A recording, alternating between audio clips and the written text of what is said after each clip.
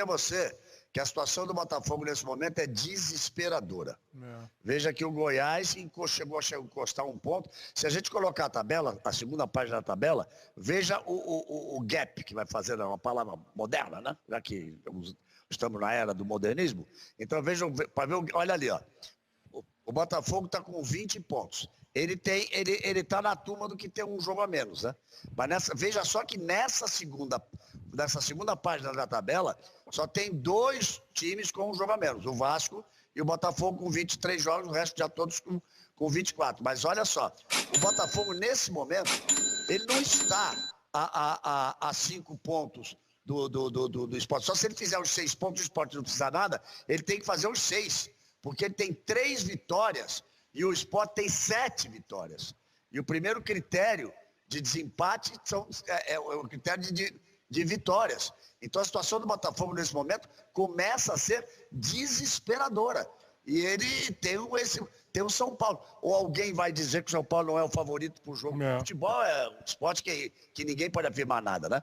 O basquete, quando você tem um grande time contra um time que tem jogadores mais fracos, não vai perder. O voleibol é a mesma coisa, né, para falar de esportes coletivos.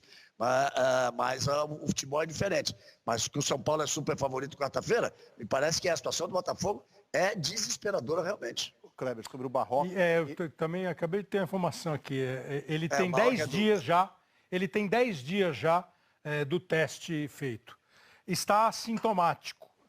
A vez que eu conversei com o Dr. Jorge Pagura, que é o médico que coordena a questão da Covid do Campeonato Brasileiro, ele disse que esse período, às vezes, a pessoa pode testar até positivo, mas a CBF liberou, que teve um caso do Gil, quando foi jogar contra o Atlético Goianiense e tal.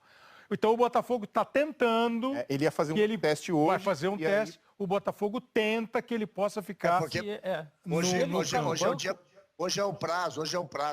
Segunda-feira, do exame, 48 horas em relação ao jogo. Exato. Se ele não der o negativo hoje, ele não pode trabalhar na quarta-feira. Se ele ficar no banco, ele será o 6º técnico do Botafogo a dirigir o time do banco de reservas, porque tinha Paulo Autuori, depois Bruno Lazzaroni, o Eduardo Barroca está contratado. Houve Alberto 3... Valentim.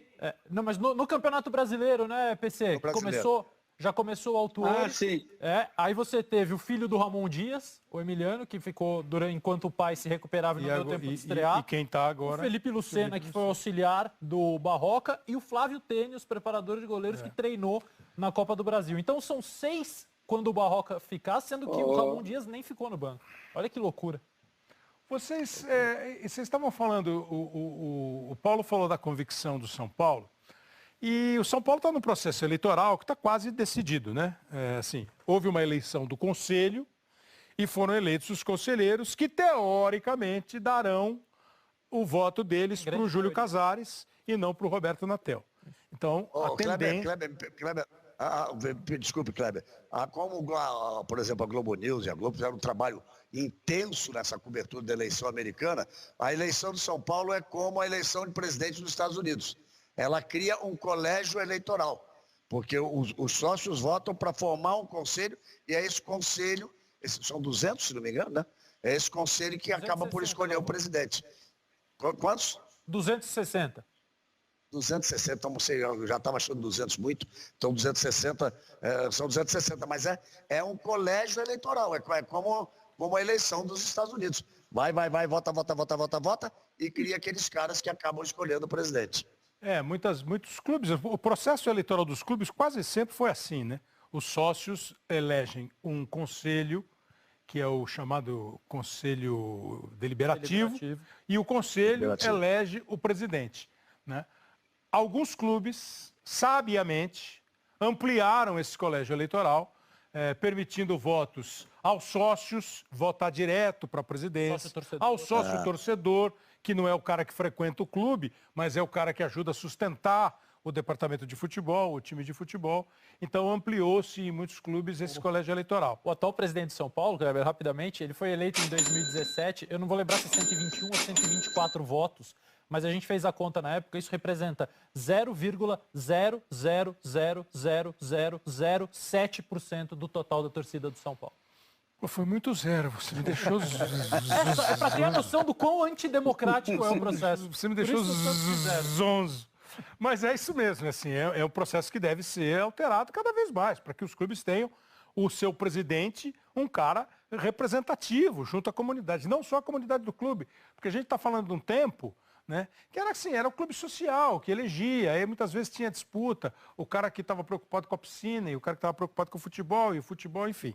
O São Paulo ainda está nessa. Mas eu estava dizendo que o Júlio Casares, teoricamente, será eleito. E muita gente dizia que o Júlio Casares ia tentar contratar o Rogério Ceni, que acabou indo para o Flamengo. Acho que era um sonho legítimo do São Paulo levar o Rogério de volta. Não seria com o atual presidente, com quem o Rogério teve desentendimento, com o Leco, e seria eventualmente com ou o Natel ou com o Júlio Casares. E hoje, essa notícia que você deve ter lido, saiu no GE, saiu em outros portais, do Muricy, né? O Muricy, o nosso Muricy, que hoje ele anuncia um desligamento dos nossos canais, da função de comentarista, mas não crava que vai ser diretor técnico do São Paulo. Mas o Júlio Casares disse claramente, se eu ganhar a eleição, eu procuro o Muricy no dia seguinte. Né? Ainda, elegantemente, ele não está dizendo que ganhou a eleição, ele vai esperar a apuração. Né? Mas o Muricy passa a ser um candidato. Eu estou fazendo isso tudo porque assim, eu não sei como é que vai ficar a situação do Raí. Hoje eu ouvi Muricy, Zete, não sei qual será a situação do Raí, mas é isso que o Paulo falou de continuidade de trabalho. Nesse instante, o que era uma dúvida, Fernando Diniz continuar no São Paulo, vocês imaginam que passou a ser uma quase certeza, não tem, né? Eu acho que a partir da ausência do fantasma do Rogério Ceni, entendeu? Porque não importa o que o Diniz estivesse fazendo no São Paulo, ele estava, qualquer coisa que ele fizesse, as críticas vinham e sempre se falava, não, em 2021 vem Ceni, não importa o que o Diniz faça. Agora que o Rogério está no Flamengo, está se estabilizando por lá e tudo indica que ele vai ficar um bom período lá, não existe mais o fantasma de Rogério Ceni no São Paulo em 2021. Então eu acho que a partir daí, mesmo sem conquista de título, embora o São Paulo esteja brigando bem no Brasileiro e na Copa do Brasil, só a performance nessa temporada de voltar a colocar o São Paulo em disputas importantes e brigar até o final pelo Brasileirão, eu acho que já vai ser suficiente para que o Diniz permaneça no São Paulo. Porque quando ele veio aqui, né, Galvão, que nós falamos muito assim, pô, você tem uma semana que você está bem na pesquisa, na outra você está mal, você tem uma rejeição maravilhosa, e depois você tem uma aceitação extraordinária. Eu acho que agora estabilizou a aceitação, né? Mesmo que você conteste o jeito de jogar. Olha, eu não contesto, eu tenho elogiado demais o trabalho do Diniz, tenho elogiado demais o trabalho do São Paulo, eu vim avisando... O São Paulo tinha 3 jogos a menos em relação àqueles que estavam brigando pela liderança. O Atlético, quando o Inter foi o líder, o Atlético, que era o líder até a semana passada, o Flamengo, que vinha sempre junto ali, e o São Paulo com 3 jogos a menos. A performance do São Paulo é muito boa, o trabalho do Diniz é excelente, a coisa funciona, o trabalho dele demanda muito tempo pelo estilo de jogo que ele faz. Olha, eu hoje daria um percentual, porque eu acredito que o Diniz continua com a eleição do novo presidente. E você imagina que percentual seria esse, Kleber? Não. 100%. 100%? Absolutamente 100%. Eu vejo Diniz e Muricy trabalhando juntos. O Muricy é coordenador, vai ser coordenador técnico. Ele não vai ser diretor de futebol como é o Raí. Isso não está no Muricy. Essa coisa de botar paletó, ficar no escritório, participar de reunião de conselho, não é o Muricy. O Muricy vai trabalhar ali... É verdade, o Muricy vai trabalhar ali, coordenador. Você quer ver? Manda um repórter andar atrás dele para ver se ele não vai andar lá em Cotia um monte, para ficar vendo a garotada, para ficar vendo o trabalho do time de base, de trabalhar junto com... Aliás, na segunda-feira que vem ele estará aqui, né? Fazendo a despedida dele, estará no programa, fazendo a despedida dele e vai poder contar tudo isso. Mas eu já vejo os dois lá. Eu vejo os dois trabalhando e eu diria, cravo 100% que nós vamos ter os dois trabalhando lá. É por isso que eu falei, é um diretor técnico nesse sentido, né, de juntar todas as categorias. O cargo é coordenador, o cargo é coordenador técnico. Esse é o nome do cargo que ele vai assumir. Coordenador técnico. Tudo bem, mas assim, um cargo ligado diretamente à parte técnica do time do São Paulo, desta integração que o São Paulo tem até esse momento. E o Muricy tem elogiado ultimamente muito o trabalho do Fernando Diniz, que é um cara diferente, que é um cara que está fazendo, que é um cara que está isso. Então, essa porcentagem de 100% que o Galvão crava, claro, é uma percepção e acho até que seria um merecimento. Seria uma grande burrice mandar, não dar sequência ao trabalho. Porque uma das autocríticas que o Raí fez, né? Uma das críticas que ele fez a ele mesmo foi, pô, eu não tinha que ter mandado o Aguirre embora naquele tempo ali.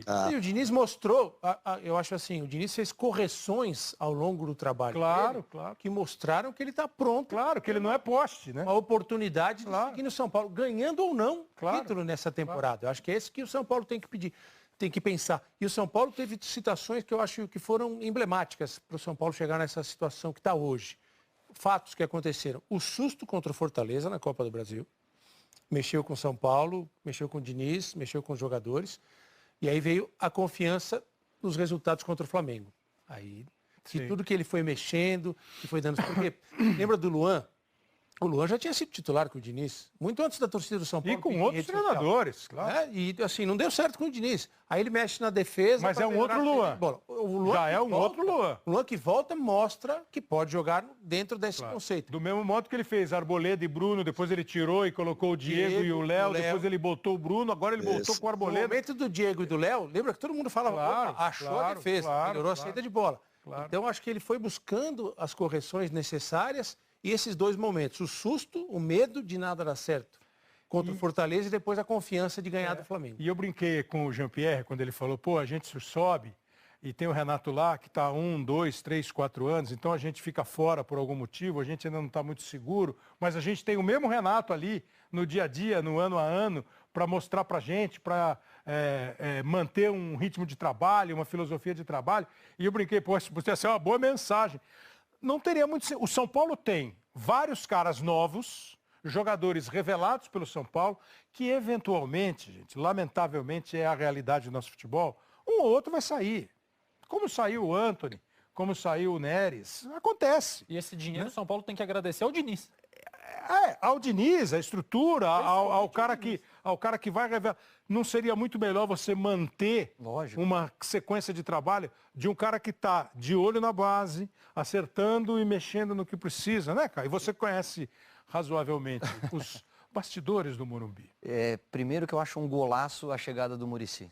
Pela identificação que ele tem com o clube, mas principalmente pelo conhecimento que ele tem de futebol e valores que às vezes se perdem no meio do caminho. O Muricy é um cara sério, um cara honesto, é um cara competente, que a gente durante muito tempo teve aqui, e ele mostra muito isso quando ele prefere esperar para a semana que vem, ao se pronunciar em respeito à eleição que ainda não acabou. Que a eleição é agora, né? É agora esse final de semana, nesse sábado. Então, eu acho muito... Eu estou com o Galvão, 100% que o Fernando Diniz vai continuar por merecimento e acho que vai fazer um bem danado para o Fernando Diniz e para o São Paulo ter um cara como o Muricy do lado dele. Para trocar uma ideia, para falar de jogo, para fazer a integração da base. Se eventualmente ele tivesse trabalhado com o Rogério, quando o Rogério assumiu, talvez seria... Poderia ter, ninguém sabe, mas poderia ter um resultado diferente, né? Quem sabe o Muricy, quem sabe não faz parte desse novo trabalho do Muricy, por exemplo, fazer com alguém o que o Tele fez com ele. Claro. Quem sabe não sai da base do São Paulo um outro profissional de direção, porque o Fernando Diniz também não vai passar o resto da vida lá, ele pode, tomara que fique muito tempo, mas olha, eu conheço, o Muricy é de uma correção, ele não pode falar nada, ele foi ficar quieto no sítio dele, Por quê? Porque, como disse o Caio, a eleição é só no sábado. Se o colégio eleitoral está todo ele montado, foi todo ele eleito já para o Casale ser o seu presidente, mas não é ainda de direito. Então, mas até ele já... Casares, né, Galvão? Está sendo elegante de não anunciar nada. Exatamente. Mas o que o Muricy fez? Já procurou a direção da Globo. Hoje de manhã procurou a direção da Globo para dizer, olha, gente, caminha para isso, porque vazou a notícia. As notícias vazam, né? Então, o Muricy é de uma correção. Cara, olha, vai ser uma dupla de muitíssimo respeito, hein? Deixa eu te perguntar um negócio, Losetti.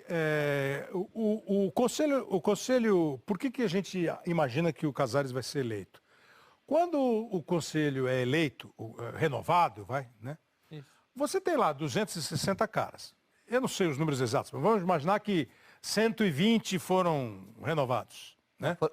A eleição agora foram 70 que votaram no Casares e 20 do Natel. Então, 74%. O que já existia aumentou em 70 então, o número do Casares. Dos 260, você tem 30% dos novos. Dos novos, dessa nova leva de conselheiros. Então, tá vendo como você está complicando a matemática? 74... Não, é porque tem um número de eleitores. Não, entendi.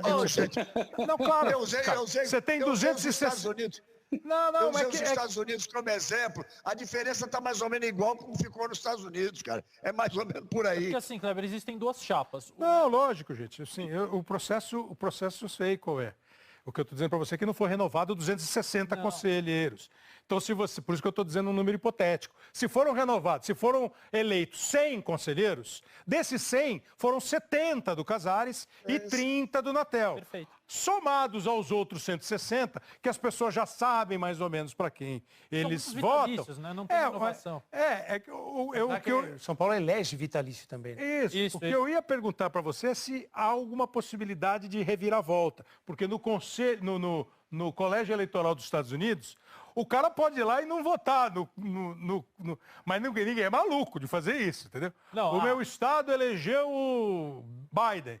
Aí o cara chegava assim, Trump. Como assim? Os caras não fazem isso. O conselheiro que se elegeu pela chapa grafite, que é a chapa do Júlio Casares, pode muito bem votar no candidato da chapa branca, que é o Roberto Natel. São duas eleições. É a eleição de presidente de diretoria, Júlio Casares ou Roberto Natel, e do presidente do conselho, que é o Olten Aires na chapa do Júlio Casares, e o Marcelo Portugal Gouveia filho do presidente que foi campeão. E o Olten, filho pelo Roberto Natel, o Olten, filho do árbitro. Exatamente. Então, o conselheiro eleito por uma chapa pode votar na outra. Mas é raro. Nosso comentarista político, Losetti, nosso especialista em política. Sabe por que eu perguntei isso?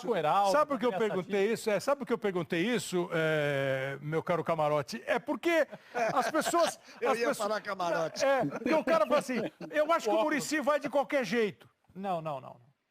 Não, de repente, porque o Marco Aurélio era um cara do Natel. É que me parece não ter chance de virar o jogo. É muito pequena a chance e o acerto encaminhado do Muricy é com a chapa do Júlio. A chapa do Roberto não fez esse movimento. E o Júlio Casares deu uma entrevista hoje aqui para o GE, para o Eduardo Rodrigues e para o Leonardo Lourenço, dizendo que todos os movimentos dele, caso ele ganhe, vão ser para fortalecer o Fernando Diniz. Eu até fiquei pensando que todos os movimentos foram do Casares. Mas se der uma zebra, o Natel já sabe que o Muricy está aí no mercado. Quem é que vai falar não para essa possibilidade? Gente, a gente brinca muito assim e reclama, a gente reclama muito quando um técnico